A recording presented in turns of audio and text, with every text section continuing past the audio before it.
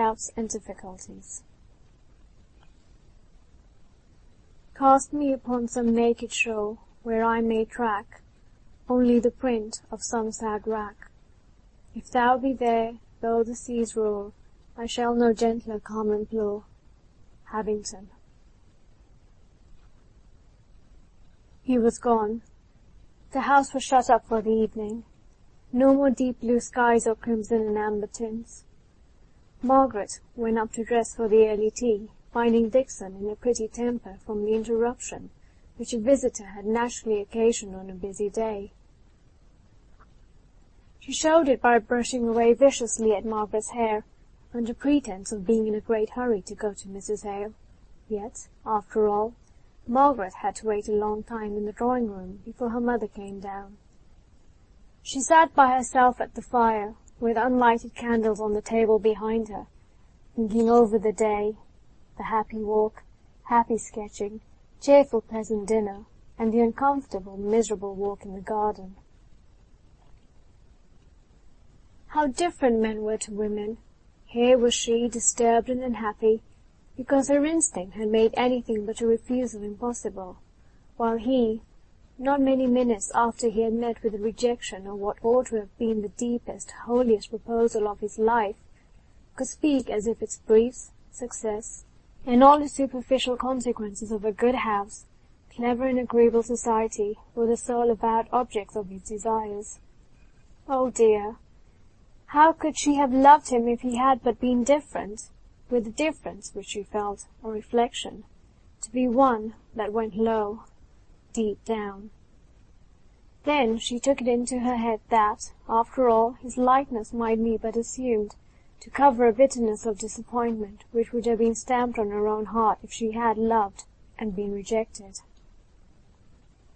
Her mother came into the room before this whirl of thoughts was adjusted into anything like order. Margaret had to shake off the recollections of what had been done and said through the day, and turn a sympathizing listener to the account of how Dixon had complained that the ironing blanket had been burnt again, and how Susan Lightfoot had been seen with artificial flowers in her bonnet, thereby giving evidence of a vain and giddy character. Mr. Hale sipped his tea in abstracted silence. Margaret had the responses all to herself. She wondered how her father and mother could be so forgetful, so regardless of their companion through the day as never to mention his name. She forgot that he had not made them an offer. After tea Mr. Hale got up and stood with his elbow on the chimney-piece, leaning his head on his hand, musing over something, and from time to time sighing deeply. Mrs. Hale went out to consult with Dixon about some winter clothing for the poor. Margaret was preparing her mother's worsted work, and rather shrinking from the thought of the long evening, and wishing bedtime would come that she might go over the events of the day again. "Margaret," said Mr. Hale at last, in a sort of sudden, desperate way that made her start, "is that tapestry thing of immediate consequence? I mean, can you leave it and come into my study? I want to speak to you about something very serious to us all." Very serious to us all? Mr. Lennox had never had the opportunity of having any private conversation with her father after her refusal, or else that would indeed be a very serious affair. In the first place, Margaret felt guilty and ashamed of having grown so much into a woman as to be thought of in marriage. And secondly, she did not know if her father might not be displeased that she had taken upon herself to decline Mr. Lennox's proposal. But she soon felt it was not about anything which, having only lately and suddenly occurred, could have given rise to any complicated thoughts, that her father wished to speak to her. He made her take a chair by him. He stirred the fire, stuffed the candles, and sighed once or twice before he could make up his mind to say, and it came out with a jerk after all, "Margaret, I'm going to leave Helston." "Leave Helston, papa? But why?" Mr. Hale did not answer for a minute or two. He played with some papers on the table in a nervous and confused manner, opening his lips to speak several times, but closing them again without having the courage to utter a word. Margaret could not bear the sight of the suspense. which was even more distressing to her father than to herself. "But why, dear papa? Do tell me." He looked up at her suddenly, and then said with a slow and enforced calmness, "Because I must no longer be a minister in the Church of England." Margaret had imagined nothing less than that some of the preferments which her mother so much desired had befallen her father at last, something that would force him to leave beautiful, beloved Helston, and perhaps compel him to go and live in some of the stately and silent closes which Margaret had seen from time to time in cathedral towns. They were grand and imposing places, but if, to go there, it was necessary to leave Helston as a home forever, that would have been a sad, long, lingering pain. But nothing to the shock she received from Mr. Hale's last speech. What could he mean? It was all the worse for being so mysterious. The aspect of piteous distress on his face, almost as imploring a merciful and kind judgment from his child, gave her a sudden sickening. Could he have become implicated in anything Frederick had done? Frederick was an outlaw. Had her father, out of natural love for his son, connived at any— "Oh, what is it? Do speak, papa. Tell me all. Why can you no longer be a clergyman? Surely, if the bishop were told all we know about Frederick, and the hard and just—" "It is nothing about Frederick. The bishop would have nothing to do with that. It is all myself. Margaret, I will tell you about it. I will answer any questions this once, but after tonight let us never speak of it again. I can meet the consequences of my painful, miserable doubts, but it is an effort beyond me to speak of what has caused me so much suffering." "Doubts, papa? Doubts as to religion?" asked Margaret, more shocked than ever. "No, not doubts as to religion, not the slightest injury to that." He paused. Margaret sighed, as if standing on the verge of some new horror. He began again, speaking rapidly, as if to get over a set task. "You could not understand it all if I told you my anxiety for years past to know whether I had any right to hold my living, my efforts to quench my smouldering doubts by the authority of the Church. Oh, Margaret, how I love the Holy Church from which I am to be shut out." He could not go on for a moment or two. Margaret could not tell what to say. It seemed to her as terribly mysterious as if her father were about to turn Mahometan. "I have been reading to-day of the 2,000 who were ejected from their churches," continued Mr. Hale, smiling faintly, "trying to steal some of their bravery, but it is of no use. No use. I cannot help feeling it acutely." "But, papa, have you well considered? Oh, it seems so terrible, so shocking," said Margaret, suddenly bursting into tears. The one state foundation of her home, of her idea of her beloved father, seemed reeling and rocking. What could she say? What was to be done? The sight of her distress made Mr. Hale nerve himself, in order to try and comfort her. He swallowed down the dry, choking sobs which had been heaving up from his heart hitherto, and going to his bookcase he took down a volume, which he had often been reading lately, and from which he thought he had derived strength to enter upon the course in which he was now embarked. "Listen, dear Margaret," said he, putting one arm around her waist. She took his hand in hers and grasped it tight, but she could not lift up her head, nor indeed could she attend to what he read, so great was her internal agitation. This is the soliloquy of one who was once a clergyman in a country parish, like me. It was written by a Mr. Oldfield, minister of Carsington, in Derbyshire, 160 years ago, or more. His trials are over. He fought the good fight. These last two sentences he spoke low, as if to himself, and then he read aloud.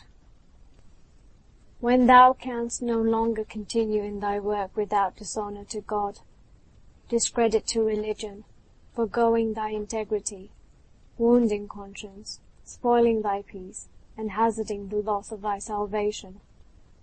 In a word, when the conditions upon which thou must continue, if thou wilt continue, in thy employments are sinful, and unwarranted by the word of God, thou must believe that God will turn thy very silence, suspension, deprivation, and laying aside to his glory and the advancement of the gospel's interest.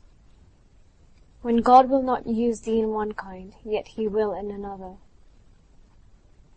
A soul that desires to serve and honor him shall never want opportunity to do it, nor must thou so limit the Holy One of Israel, as to think he hath but one way in which he can glorify himself by thee. He can do it by thy silence as well as thy preaching, thy laying aside as well as thy continuance in thy work. It is not a pretense of doing God the greater service, or performing the weightiest duty, that will excuse the least sin, though that sin capacitated or gave us the opportunity for doing that duty. Thou wilt have little thanks, O my soul, if when thou art charged with corrupting God's worship, falsifying thy vows, thou pretendest a necessity for it in order to a continuance in the ministry. As he read this, and glanced at much more which he did not read, he gained resolution for himself, and felt as if he too could be brave and firm in doing what he believed to be right. But as he ceased, he heard Margaret's low, convulsive sob, and his courage sank down under the keen sense of suffering. "Margaret, dear," said he, drawing her closer, "think of the early martyrs. Think of the thousands who have suffered."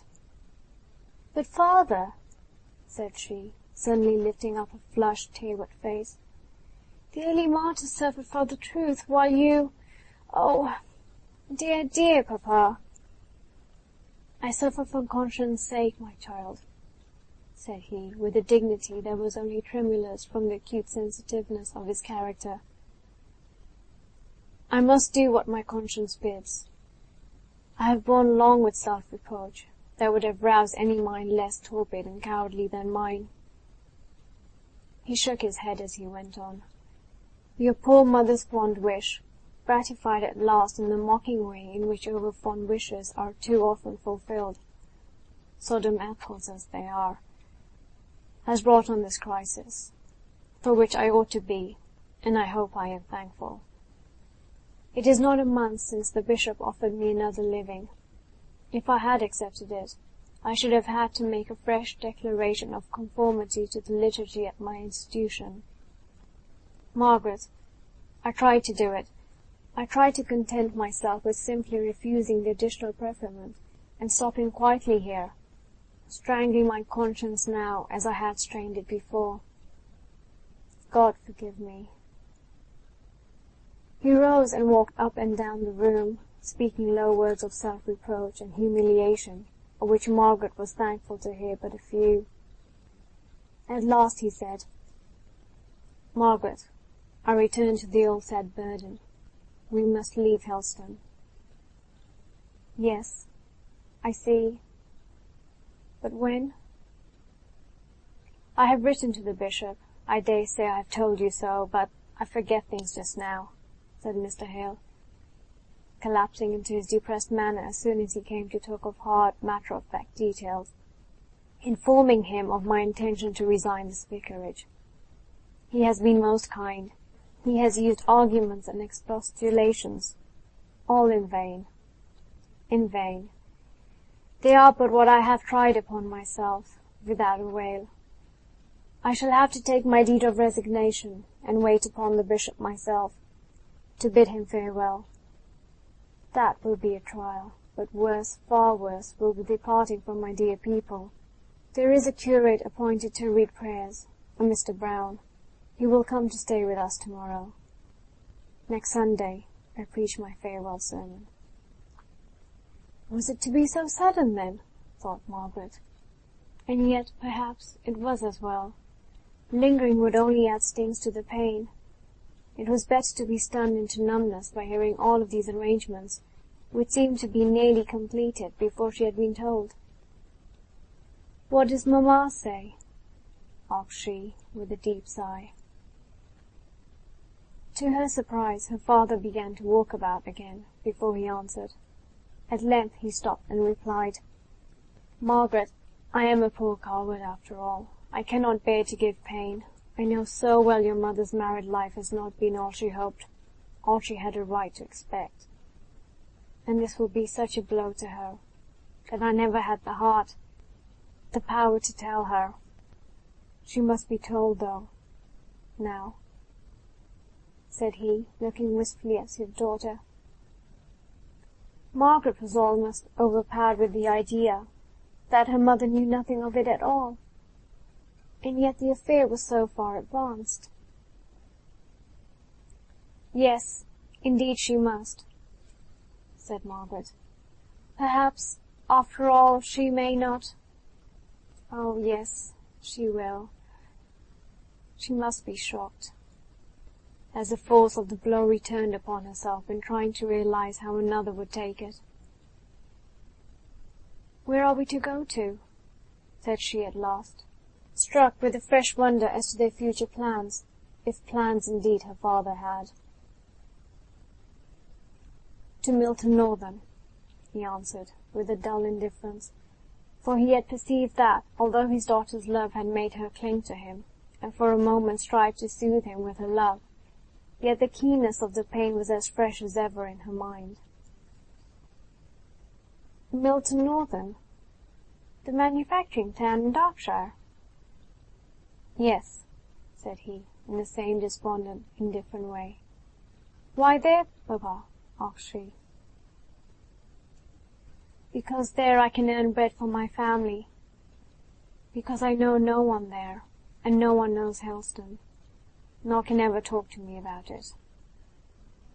"Bread for your family? I thought you and mamma had—" And then she stopped, checking her natural interest regarding the future life, as she saw the gathering gloom on her father's brow. But he, with his quick, intuitive sympathy, read in her face, as in a mirror, the reflections of his own moody depression, and turned it off with an effort. "You shall be told all, Margaret. Only help me to tell your mother. I think I could do anything but that. The idea of her distress turns me sick with dread. If I tell you all, perhaps you could break it to her tomorrow. I am going out for the day, to bid Father Dobson and the poor people on Bracy Common good-bye." "Would you dislike breaking it to her very much, Margaret?" Margaret did dislike it, did shrink from it more than from anything she had ever had to do in her life before. She could not speak, all at once. Her father said, "You dislike it very much, don't you, Margaret?" Then she conquered herself, and said, with a bright, strong look on her face, "It is a painful thing, but it must be done, and I will do it as well as I ever can. You must have many painful things to do." Mr. Hale shook his head despondingly. He pressed her hand in token of gratitude. Margaret was nearly upset again into a burst of crying. To turn her thoughts, she said, "Now tell me, papa, what our plans are. You and mamma have some money, independent of the income from the living. Have not you? Aunt Shaw has, I know." "Yes, I suppose we have about £170 a year of our own. 70 of that has always gone to Frederick, since he has been abroad. I don't know if he wants it all," he continued in a hesitating manner. "He must have some pay for serving with the Spanish army." "Frederick must not suffer," said Margaret decidedly, "in a foreign country, so unjustly treated by his own. 100 is left. Could not you and I and mamma live on 100 a year in some very cheap, very quiet part of England?" "Oh, I think we could." "No," said Mr. Hale. "That would not answer. I must do something. I must make myself busy, to keep up morbid thoughts. Besides, in a country parish I should be so painfully reminded of Helston, and my duties here. I could not bear it, Margaret. And 100 a year would go a very little way, after the necessary wants of housekeeping are met, towards providing your mother with all the comforts she has been accustomed to, and ought to have. No, we must go to Milton. That is settled. I can always decide better by myself, and not influenced by those whom I love, said he, as a half apology for having arranged so much before he had told any one of his family of his intentions. I cannot stand objections. They make me so undecided. Margaret resolved to keep silence. After all, what did it signify where they went, compared to the one terrible change? Mr. Hale continued. A few months ago, when my misery of doubt became more than I could bear without speaking, I wrote to Mr. Bell. You remember Mr. Bell, Margaret? No, I never saw him, I think. But I know whom he is. Frederick's godfather. Your old tutor at Oxford, don't you mean? Yes, he is a fellow Plymouth College there. He is a native from Milton Northern, I believe. At any rate, he has property there, which has very much increased in value since Milton has become such a large manufacturing town. Well, I had reason to suspect, to imagine. I had better say nothing about it, however. But I felt sure of sympathy from Mr. Bell. I don't know that he gave me much strength. He has lived an easy life in his college all his days, but he has been kind as can be, and it is owing to him we are going to Milton. How? Asked Margaret. Why, he has tenants and houses and mills there, so, though he dislikes the place, too bustling for one of his habits, he is obliged to keep up some sort of connection, and he tells me that he hears there is a good opening for a private tutor there. A private tutor? Said Margaret, looking scornful. What in the world do manufacturers want with the classics, or literature, or the accomplishments of a gentleman? Oh, said her father, some of them really seem to be fine fellows, conscious of their own deficiencies, which is more than many a man at Oxford is. Some want resolutely to learn, though they may have come to man's estate. Some want their children to be better instructed than they themselves have been. At any rate, there is an opening, as I have said, for a private tutor. Mr. Bell has recommended to me a Mr. Thornton, a tenant of his, and a very intelligent man as far as I can judge from his letters. And in Milton, Margaret, I shall find a busy life, if not a happy one, and people and scenes so different that I shall never be reminded of Helston. There was the secret motive, as Margaret knew from her own feelings.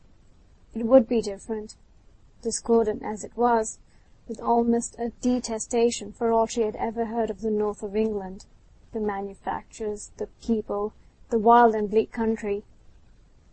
There was this one recommendation. It would be different from Helston, and could never remind them of that beloved place. "When do we go?" asked Margaret, after a short silence. "I do not know exactly. I wanted to talk it over with you. You see, your mother knows nothing about it yet, but I think in a fortnight, after my deed of resignation is sent in, I shall have no right to remain." Margaret was almost stunned.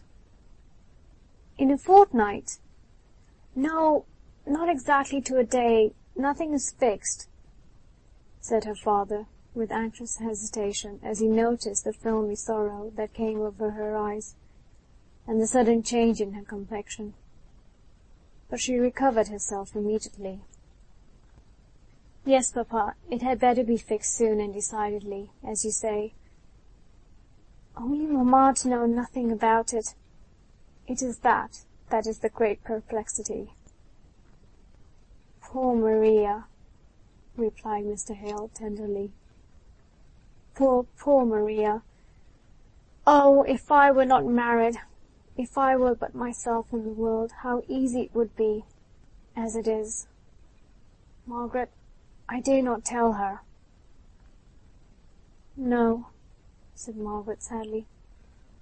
"I will do it. Give me till tomorrow evening to choose my time." "Oh, papa," cried she, with a certain passionate entreaty, tell me it is a nightmare, a horrid dream, not the real waking truth.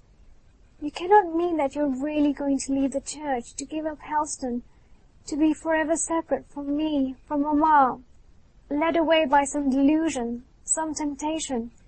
You do not really mean it." Mr. Hale sat in rigid stillness while she spoke. Then he looked at her in the face, and said in a slow, forced, measured way, "I do mean it, Margaret. You must not deceive yourself into doubting the reality of my words, my fixed intention and resolve." He looked at her in the same steady, stony manner, for some moments after he had done speaking. She, too, gazed back with pleading eyes before she could believe that it was irreparable. Then she arose and went, without another word or look, towards the door. As her fingers were on the handle, he called her back. He was standing by the fireplace, shrunk and stooping, but as she came near, he drew himself up to his full height, and placing his hands on her head, he said solemnly, "The blessing of God be upon thee, my child." "And may he restore you to his church," responded she, after the fullness of her heart.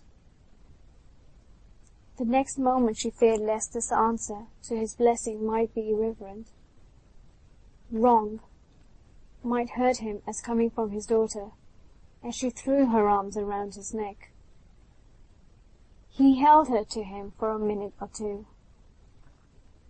She heard him murmur to himself, "The martyrs and confessors had even more pain to bear. I will not shrink." They were startled by hearing Mrs. Hale inquiring for her daughter. They started asunder in the full consciousness of all that was before them. Mr. Hale hurriedly said, "Go, Margaret, go. I shall be out all tomorrow.